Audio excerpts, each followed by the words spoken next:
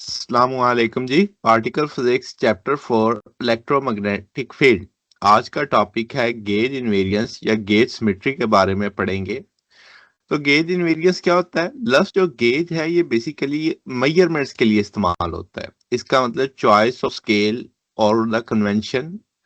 तो gauge invariance का मतलब है ऐसी फिजिकल प्रेडिक्शन जो थ्योरी की वो रिमेन अनचेंज, यानी हमारे पास जो हमने थ्योरी के बारे में जो प्रेडिक्ट किया हुआ है, ये बताया हुआ है, उस पर कोई बदलाव ना आए। Even we make a certain arbitrary local change या रीडेफिनेशन करें over mathematical description of the field of the particle. तो आपने अपनी बेसिक जो टूल है मेजरमेंट का, अगर वो भी चेंज कर दिया, उसके चेंज करने के बावजूद जो फिजिकल प्रॉपर्टीज हैं उसमें किसी किस्म, जो फिजिकल थ्योरी है उसमें किसी किस्म की कोई तब्दीली ना आए। तो बहुत सारे डिफरेंट लुकिंग मैथमेटिकल डिस्क्रिप्शन है जो एग्जैक्टली सेम फिजिक्स डिस्क्राइब करते हैं। और theory doesn't care which gauge we pick. Okay. अब अगर हम गेज इनवेरियंस को वन लाइनर डिफाइन करें तो ये एक ऐसा प्रिंसिपल है जो लोकल सिमेट्री डिटरमिन करती है existence and structure of fundamental forces in a particle physics. अब इसमें एक वर्ड आ रहा है लोकल सिमेट्री। लोकल सिमेट्री को देखने के लिए इसका मतलब गेज इनवेरियंस की कुछ टाइप्स होंगी, लेवल होंगे। तो उससे हमें समझ आएगी कि लोकल सिमेट्री क्या है। तो सबसे पहले two level of the gauge invariance देख लेते हैं। एक होता है ग्लोबल गेज इनवेरियंस या ग्लोबल सिमेट्री भी इसे कह देते हैं। ग्लोबल सिमेट्री का मतलब है कि सेम ट्रांसफॉर्मेशन अप्लाई की गई हर जगह पे, एवरीवेयर इन स्पेस टाइम, यानी स्पेस टाइम पे आपने एक ही चेंज जो थी वो सारी जगह पे अप्लाई कर दी।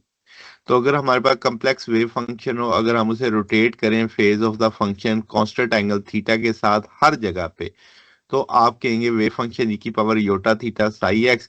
तो आपकी फिजिक्स तो सारी की सारी क्या रहेगी? अनचेंज। सिर्फ रीडेफिनेशन कर दी आपने तमाम फेज स्पेस की।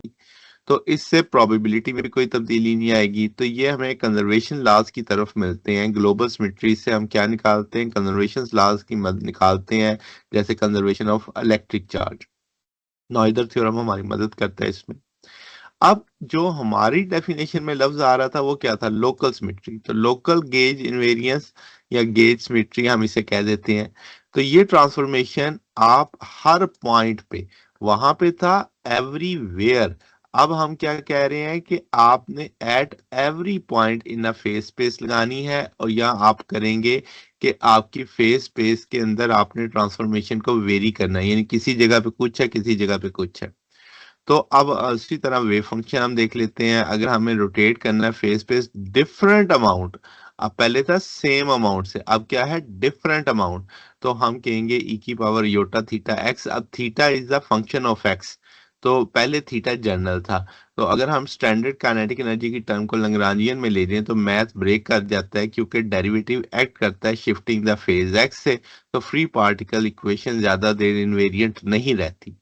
तो इसके मतलब ये हमें मजबूर करता है कि फोर्स कैरिंग फील्ड के बारे में सोचा जाए, यानी गेज फील्ड के बारे में, जो ट्रांसफॉर्म हो जाए simultaneously with the matter field to compensate the local changes.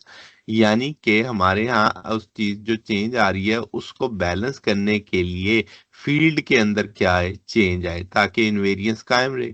तो ये चीज क्या कहलाती है? Gauge principle. तो यही वही प्रिंसिपल है जो फंडामेंटल इंटरेक्शन बताता है पार्टिकल फिजिक्स में। तो हम कहेंगे टाइप्स ऑफ गेज सिमेट्री की बात की जाए तो डिफरेंट फोर्सेस कॉरस्पॉन्ड करती हैं different mathematical group of rotation के साथ। इलेक्ट्रोमैग्नेटिक वाले को U1 बोला जाता है। इसमें गेज बोसान फोटॉन है मीडिएटर, और phase of charge particles charge field की बात की जाती है ये, यानी इलेक्ट्रॉन्स पे, क्वार्क्स पे। वीक की बात की जाए, वीक फोर्स की, तो ये SU2 गेज ग्रुप में आता है। इसमें W बोसॉन्स आ जाते हैं। तो ये वीक आइसोस्पिन पे अप्लाई होती है, जिसे लेफ्ट हैंडेड फर्मियंस भी हम समझते हैं। फिर स्ट्रॉन्ग फोर्स की बात की जाए तो इसका गेज ग्रुप SU3 है। गिलियंस, 8 तरह के गिलियंस होते हैं हमारे पास। Colour charge of the quark and the gluons पे ये आपके अप्लाई करते हैं।